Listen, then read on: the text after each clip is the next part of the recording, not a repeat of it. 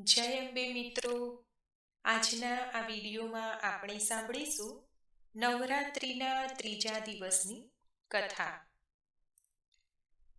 નવરાત્રિના ત્રીજા દિવસે દેવી ચંદ્રઘંટાની પૂજા કરવામાં આવે છે.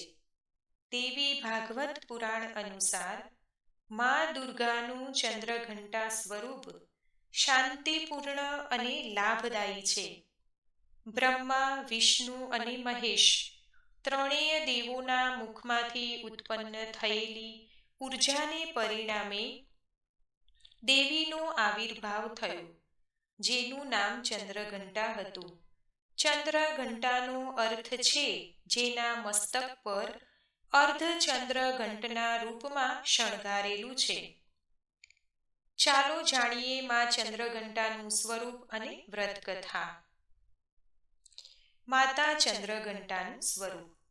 મા ચંદ્રઘંટાના સ્વરૂપની વાત કરીએ તો માતાના ગળામાં સફેદ ફૂલોની માળા શોભે છે.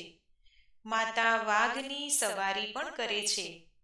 ચંદ્રઘંટામાં 10 ભુજાઓ ધરાવે છે, જેમાં તેણીએ પોતાના હાથમાં કમળ, ધનુષ, બાણ, તલવાર, કમંડલ, તલવાર, ત્રિશૂળ અને ગદા જેવા શસ્ત્રો ધારણ કર્યા છે. મા ચંદ્રઘંટા વ્રત કથા.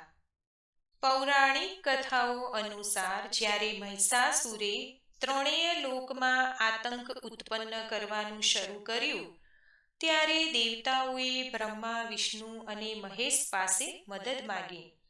દેવતાઓની વાત સાંભળીને ત્રણેય ખૂબ ગુસ્સે થયા. ક્રોધના કારણે ત્રણેય દેવોના મુખમાંથી ઉર્જા ઉત્પન્ન થવાથી આ દેવીનો આવિર્ભાવ થયો.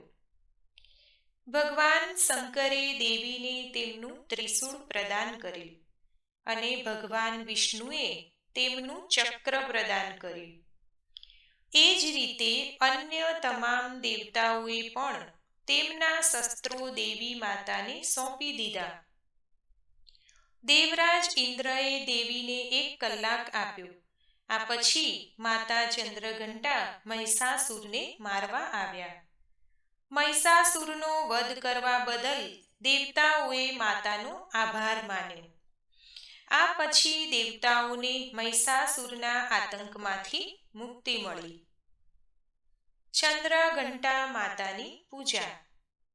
નવરાત્રિના ત્રીજા દિવસે માતા દુર્ગાના ચંદ્રઘંટા સ્વરૂપની વિધિ વિધાનથી આ મંત્ર ઓમ દેવી ચંદ્રઘંટાય નમઃ નો જાપ કરી આરાધના કરવી જોઈએ. ત્યારબાદ માતા ચંદ્રઘંટાને સિંદૂર, ચોખા, અગરબત્તી, ધૂપ, પુષ્પ વગેરે અર્પિત કરવા. દેવી માને ચમેલીનું ફૂલ અથવા કોઈ પણ લાલ ફૂલ અર્પિત કરી શકાય છે. સાથે જ દૂધથી બનેલી કોઈ પણ મીઠાઈનો ભોગ લગાવી શકાય છે. પૂજા દરમિયાન દુર્ગા ચાલીસાનો પાઠ અને દુર્ગા આરતીનું ગાન કરવું. જો ઈચ્છો તો દુર્ગા સપ્તશતીનો પાઠ પણ કરી શકાય છે.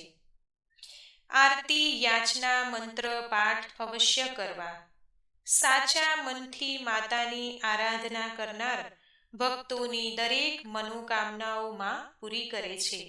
આ ઉપરાંત ભક્તોને ભયમાંથી મુક્તિ મળે છે. તો મિત્રો, આપણે સાંભળી માતા ચંદ્રઘંટાની વ્રતકથા, વિધિ અને મહિમા.